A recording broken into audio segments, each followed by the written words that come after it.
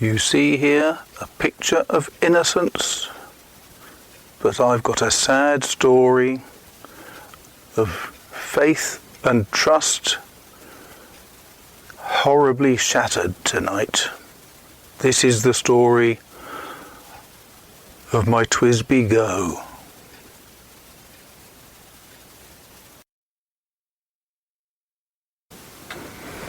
Hello and welcome to another Writerly Witterings.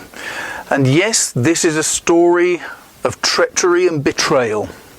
You will know that a couple of weeks ago I purchased from Cult Pens a TWSBI Go. And I like the TWSBI Go. I wasn't sure I was going to at first, but I really do like it. I like the speed with which you can get it out and use it. I love the nibs. And I particularly like just how quick it is to fill it with ink. It's just a case of putting it down and up, and there you've got a full reservoir of about 2.5 cc's of ink.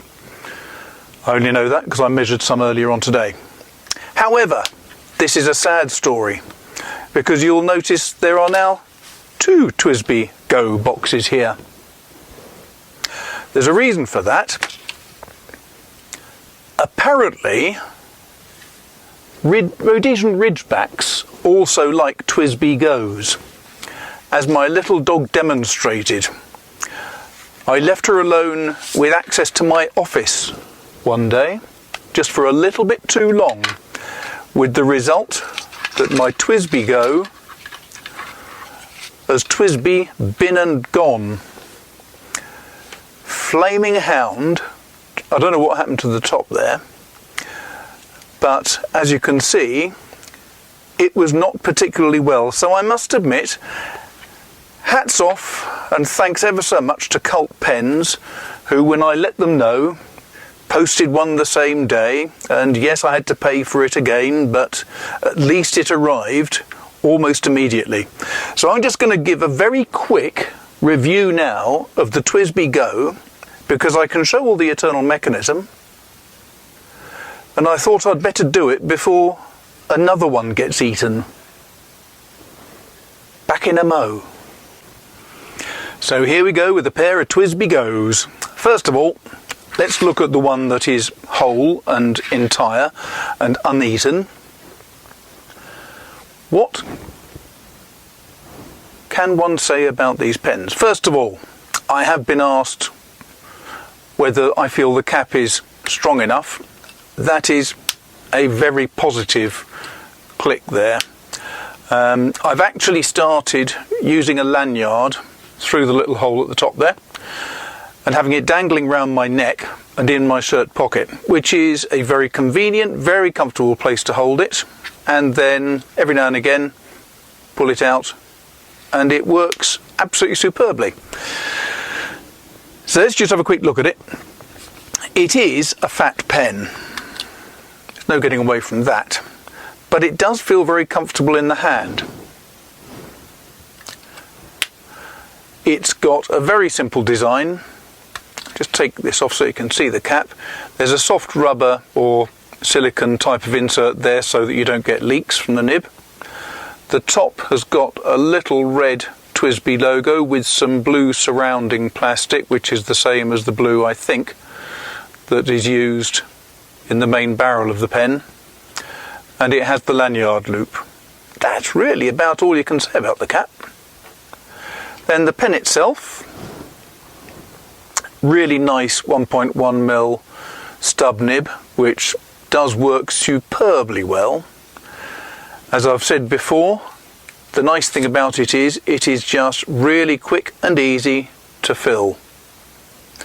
Now I thought what would be interesting, having had a little bit of a play with these TWSBI Goes, I thought it would be quite fun to have a look at the one that's damaged and then see how it actually functions.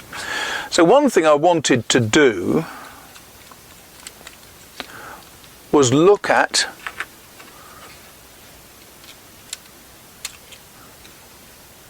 the main assembly. As you can see, the way the dog chewed this, there's not an awful lot to be said or done with that barrel, so that's probably going to have to be thrown away. But it is interesting that the piston mechanism here goes up and down there, and you can see that this is obviously a metal thread. It's a metal cap that's threaded, and I assume with a simple tool you could fit something on there and just unscrew it to replace the washers if you needed to. Not that there's really going to be too much point in it, because for a pen that's under £20 it's really not worth worrying too much about essential maintenance. What I thought would be interesting to look at though was how the nib assembly went in and out, and the simple answer is it pulls. There you go. So there's the nib and the feed. Now I don't know what type nib that is, but I will be looking them up and seeing if I can get a fine version so that I can test different types of writing. I mean, the main thing is that when I'm out and about, I'm more likely to want a fine nib than I am to want a 1.1 stub, because a stub is a good nib, but it does take up a lot of acreage on your paper. Earlier on today, I did take this apart and fill it with some water. And what I'm going to do now is just look at the different amounts of ink that you can get into your pens. I will be back shortly. Okay, so here we are again with a nice array of different pens, and I've picked these because I think they'll give a useful example of how much ink can be held in a pen. So first of all, there's the Conway Stewart Churchill, one of my delightful acquisitions. Then I've got a vacuum filler, Visconti, a Homo Sapiens standard. This is my special vacuum filler that's got the double power filler. I've also got the TWSBI Go, and then I've got a pen that only arrived a couple of days ago, and for this I'm enormously grateful to James Theobald. It's an Opus 88, which I wasn't expecting, but James very kindly sent it through to me for me to have a look at. So thanks a lot, James, and I'm going to be reviewing that fully in let's say, I think 1 week or 2 weeks time. It depends on how things go. Right, so here we go. Let's first of all fill with the pen that looks enormous and probably has by far and away the smallest capacity of any of these pens, because it just has this tiny little sleeve here. Now what I'm going to do is just dunk it in some water, as you can see. He says looking over the back of the camera to make sure that it can see what's going on. And here we go, suck up some water. Not very much, I'll squirt that back out again. I clearly didn't clean this pen as well as I thought I did last time I used it. That's better, but not quite full, so I'll just do it again. That's about as full as it's going to get. So now what I'm going to do is stick it into this little medicinal cup. There we go, there goes the ink into the cup. And we'll see how much water actually went into it. I do love this pen, it's got a lovely feel to it. A bit too light is my only comment about that. So here we have a tiny amount of water. I can't believe that's all there is really. But still, that's all that came out.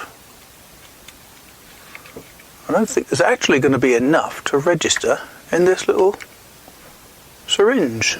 That's about a half a cc. 1/2 of 1 cc. Not enormously impressive. Let's try my gorgeous Visconti Homo Sapiens. And the way you've got to do this is you pull out the post, stick it into water, and that will suck up some water. Then you do it a second time, and clearly I washed this one out really well as well. Twice should be adequate, but I'll just do it 3 times then. There we go. And now let's see how much is squirted out into the cup when we empty this. Now that is a fair amount of, actually it's pretty much identical I think to what I got out of the Conway Stewart. Let's have a look. Yes, it's a little bit more. That's about, well there's 6 gauges there, so I would say that's probably about 0.6 of a mil. But the interesting thing now is I'm going to do it a different way. I'm going to take my splendid travelling inkwell, just to see how much more we can get into the Visconti by using one of these. Doesn't look as though it should make a huge amount of difference, I know, but I've always felt it has, so I'm going to try it and find out if my feelings are correct. So first of all, stick the pen into it, invert, and then do that a second time, and now that should have given the pen a very good fill indeed. Just going to put the lid on that inkwell before it spills water all over my desk. Now let's squirt it out again and see what the capacity is this time.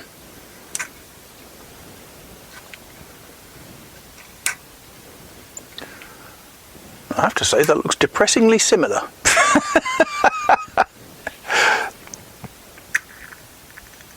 Just suck this up. But actually, as you can see, it's now gone over the 1 mil mark. So doing considerably better than it was without the travelling inkwell. In fact, it's roughly double, I think. Let's try it with my massive power filler. Again, we'll do it without the inkwell first. We'll do it just in the water here.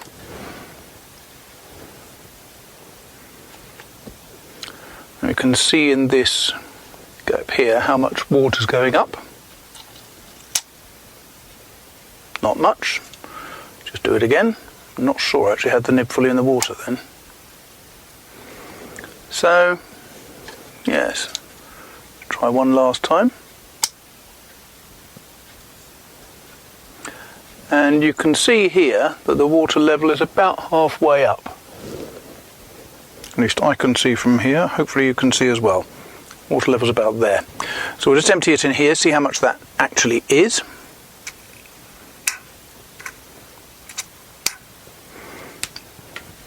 And when we pull that into the syringe, we have already on that first filling, good lord, I'd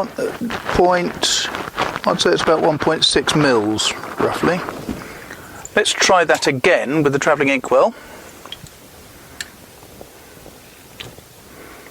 There's a fair amount of liquid still in there, so again just shove the thing into the inkwell,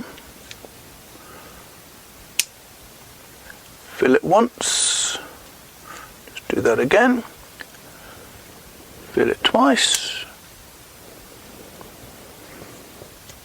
just empty this out now because it's not needed really, and if we empty this into the thing, make sure it's properly emptied. Okay.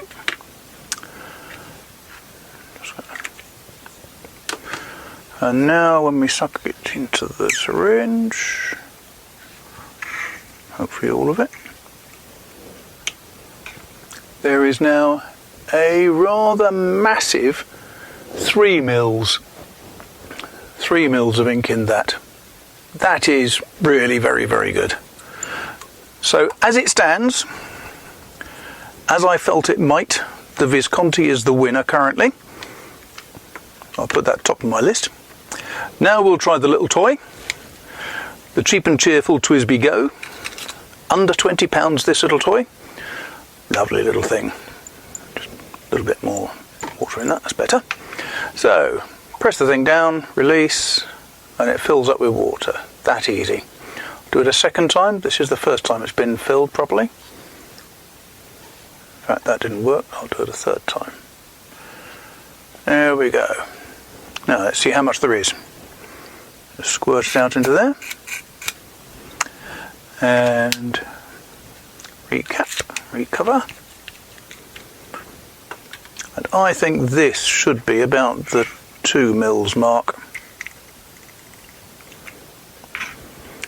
And I'm wrong. It's the 1.2 roughly.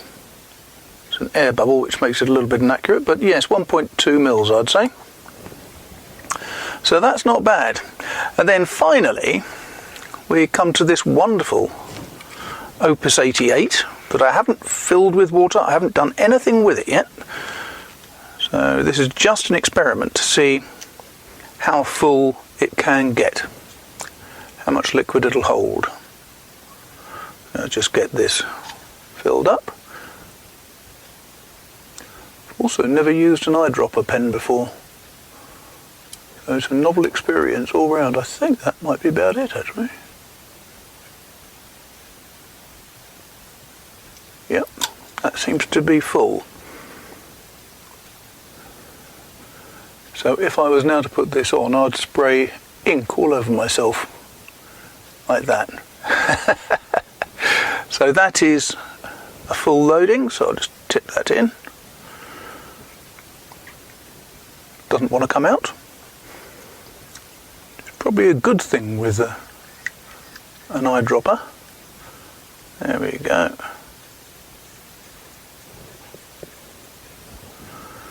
And we'll see how much that holds. Because I must admit, I am fascinated by this. I've never handled a pen that's designed to be an eyedropper before.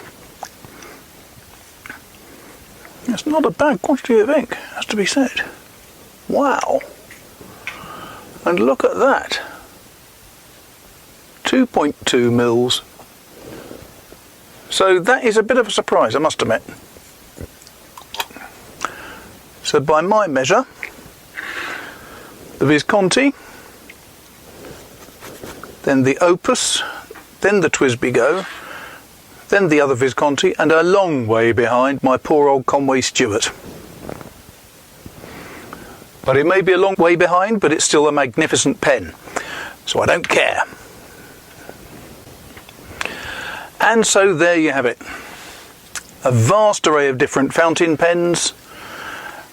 Without a doubt, the most feeble in terms of ink capacity is the type that takes a cartridge converter, or a cartridge. I assume an ink cartridge holds about the same amount as a cartridge converter. A power filler is a great deal better, especially when used with a Visconti or a Pineda travelling inkwell. Doesn't really matter what type it is. If it's some sort of device so that you can get it upside down with the pen inside it so that gravity works on it as well, you get a much, much better fill. For an easy filling pen, there is absolutely no doubt that these TWSBI Go's are just magnificent. Very easy to fill, very good smooth running nibs, not the prettiest pen in the world, but very effective. Then you got this. I'm really looking forward to having a go with this Opus 88. I'll be doing a full review of it and saying what I think of it. It's a fascinating design, very comfortable in the hand, and my thanks go to James Theobald for letting me have it. That's very, very kind of you, James. But finally, the pen that's still by far and away the biggest in terms of capacity is my Visconti, and thanks to Dante Del Vecchio for that. Wonderful pen that it is. So there we are. A nice selection of pens. I've got a cup of tea which hasn't got any ink in it. Cheers. And now I've got a small confession to make. You see, in the making of these films, every now and again, there's a little bit of danger and a little bit of mayhem. The dog was the cause of that bit of mayhem and another bit of expense. Sadly, while setting up this film, I caused another bit of mayhem because I dropped my camera. So I'm hoping that everything has been in focus, but unfortunately the lens has snapped off. Literally, all of the fixings on the lens for this DSLR Nikon have come away. So I am hoping this video works. If you see it, it means it has worked. And now all I've got to do is try to sort out how to make sure that this thing is mono over 2 channels rather than just the one, and then I can put this video up for people to see. Won't that be fun if it works? Thanks a lot for watching. If you enjoyed this, don't please forget to subscribe. There'll be a subscribe thing up there any second now, and look at past videos. There'll be something up there now. And do please like it and share it amongst friends and tell everybody that it's a funny, silly series of videos with a twit who likes pens on it. And thanks for that, and I'll see you soon. I'm now going to go and see if the camera's okay. Cheers.